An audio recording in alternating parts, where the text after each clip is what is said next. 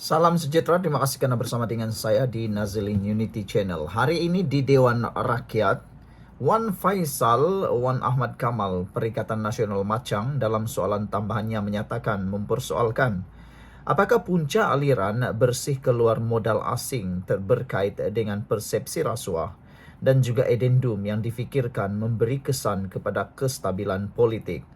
Soalan pemimpin bersatu itu kemudian disusuli pula oleh kritikan Ketua Pembangkang Hamzah Zainuddin yang tidak berpuas hati dengan cara jawaban disampaikan oleh Anwar Ibrahim. Dan sebelum itu, ada yang menyatakan bahawa kononnya isu edendum itu turut memberi kesan terhadap kejatuhan pelaburan di negara ini.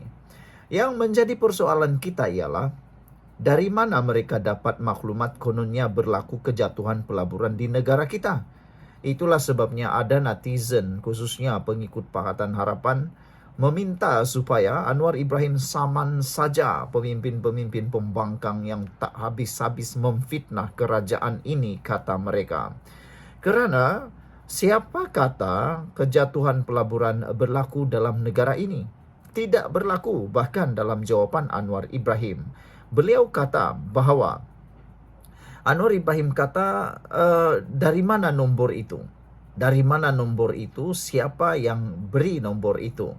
Saya nak tanya, kata Anwar Ibrahim, angka ini datang dari mana? Angka yang menyebut kononnya pelaburan negara merosot.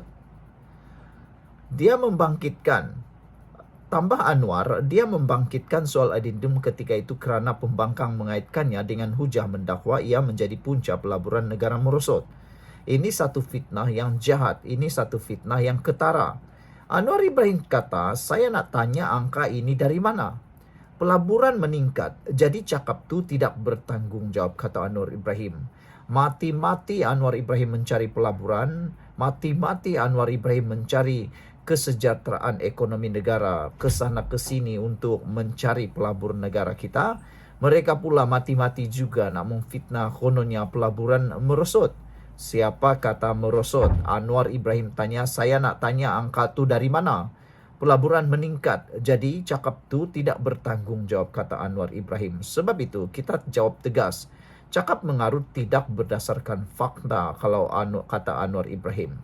Itulah, kadang-kadang pembangkang pada waktu ini suka sangat mengarut, hanya merapu, cakap tak berdasarkan fakta. Ada netizen yang mencadangkan, apa kata kalau pembangkang jangan sebut perkara itu di parlimen, bawa di luar parlimen. Nak tahu berapa beraninya mereka menanggung fitnah lah pula. Kan? Apa buktinya? Anwar Ibrahim sudah sekata di sini. Saya nak tanya angka itu dari mana? Janganlah cakap mengarut saja. Kena cakap berdasarkan fakta. Yang aku dok hairan, yang aku dok bengong ini sekarang ialah kenapa ramai lagi yang percaya dengan pembohongan-pembohongan daripada orang yang tidak bertanggung jawab, khususnya para pemimpin pembangkang yang tak habis-habis kena saman fitnah, yang tak habis-habis kena saman fitnah. Yang percaya ini pula hidup-hidup menelan fitnah. Tak tahulah mana lebih dahsyat dosanya, yang memfitnah itukah, atau yang menyokong pemfitnah itukah, atau yang makan fitnah itukah, atau dua-duanya sekali.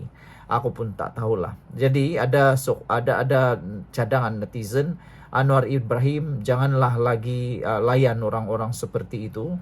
Kalau betul nak layan dengan hujah di mahkamah. Apa kata saman saja mereka yang membohong, memfitnah kerajaan ini dengan nilai 1 bilion ringgit, kata mereka. Nak tengok sejauh mana mereka boleh menanggung kesusahan itu, kata kata para penyokong Anwar Ibrahim. Dan mereka juga kata, manalah tahu kan nanti Perikatan Nasional boleh juga berjihad derma gotong royong membayar saman 1 bilion.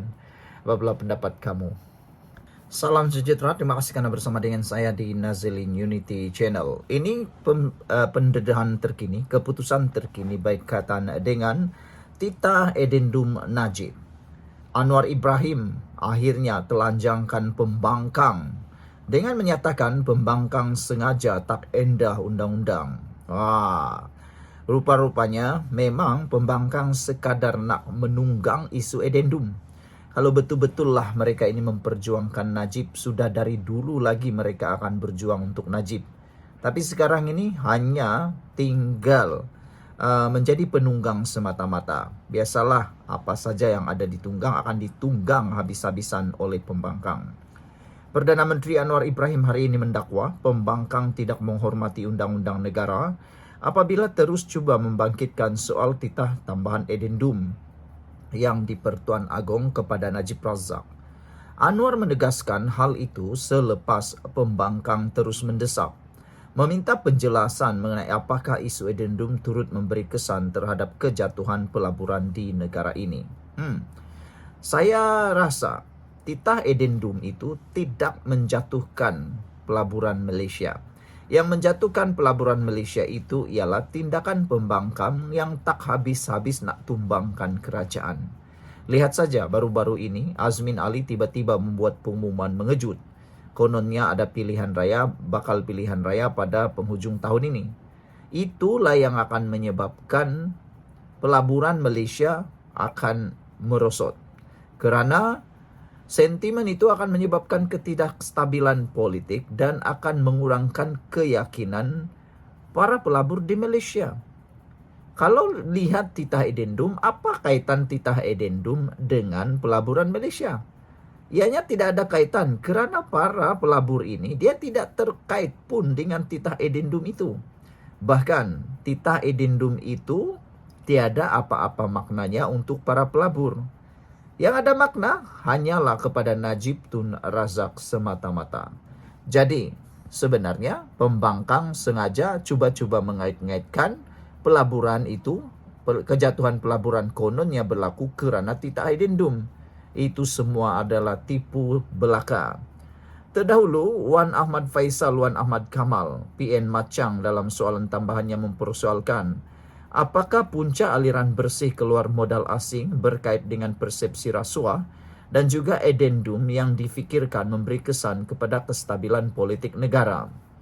Soalan pemimpin bersatu itu kemudian disusuli pula kritikan Ketua Pembangkang Hamzah Zainuddin yang tidak puas hati dengan cara jawapan disampaikan Perdana Menteri.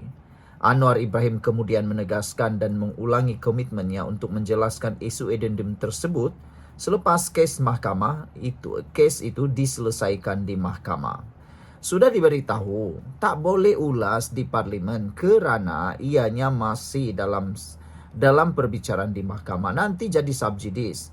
Yang hairannya, Hamzah Zainuddin ini pun seorang, kalau tak silap dia juga adalah seorang peguam.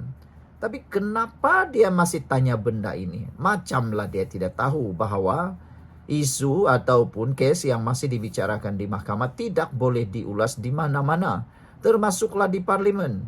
Walaupun parlimen mempunyai kuasa kekebalan, tetapi tidak bolehlah mengulas perkara itu. Masih tak faham lagi. Soal tidak jawab edendum, saya dah bagi tahu, kata Anwar Ibrahim. Saya nak jawab macam mana sebab ini kes mahkamah. Saya boleh jawab, saya dah bagi jaminan di parlimen, kata Anwar. Apabila selesai kes mahkamah, saya akan jawab. Saya nak tengok Ketua Pembangkang hadir atau tidak, kata Anwar lagi. Disambut rasa tidak puas hati beberapa ahli parlimen blok Pembangkang. Kata Anwar, dia tidak keberatan dengan sikap ahli parlimen Pembangkang yang terus tidak berpuas hati dan mereka boleh menjerit sebanyak mana yang dimahukan. Hal ini kerana, kata Anwar, dia tahu setiap fakta yang melatari isu berkenaan. Namun pihak pengkritik terus mendesaknya agar menyentuh kedudukan Raja-Raja Melayu. Saya tidak boleh melanggar batasan dan saya dalam hal ini boleh cek. Saya memang ada hubungi Raja-Raja. Pergi tanya Sultan Kelantan, katanya. Anwar juga sekali lagi menegaskan untuk memberi penjelasan berhubung isu berkenaan selepas pertikaian di mahkamah berakhir.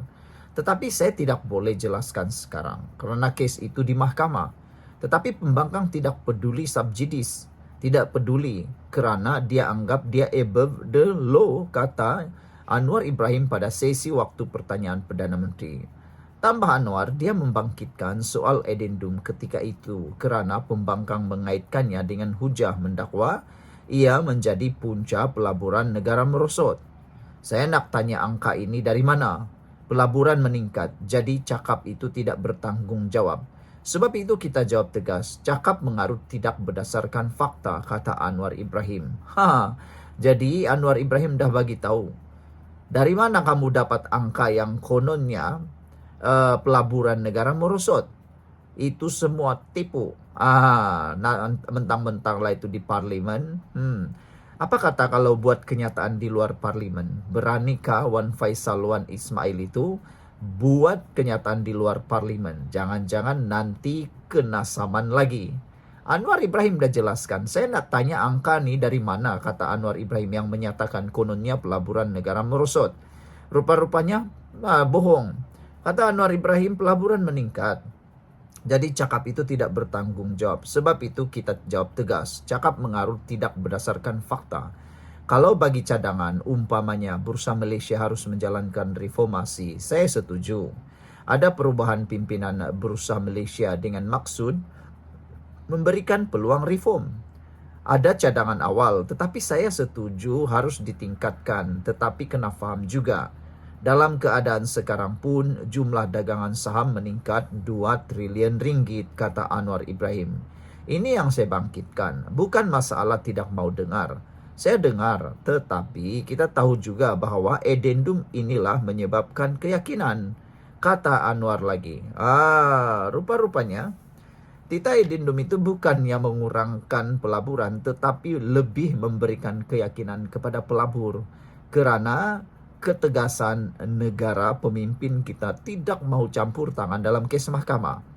Kalau ada dalam kes mahkamah, kenapa nak ulas lagi?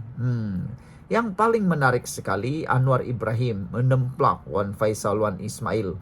Saya nak tanya angka ni dari mana, kata Anwar Ibrahim. Pelaburan meningkat, jadi cakap itu tidak bertanggung jawab, kata Anwar. Sebab itu kita akan jawab tegas, cakap mengarut tidak berdasarkan fakta. Jadi rupa-rupanya peningkatan pelaburan berlaku, bukan merosot. Semuanya itu hanya merapu semata-mata, mengarut. Kenyataan kononnya pelaburan negara merosot itu hanya mengarut.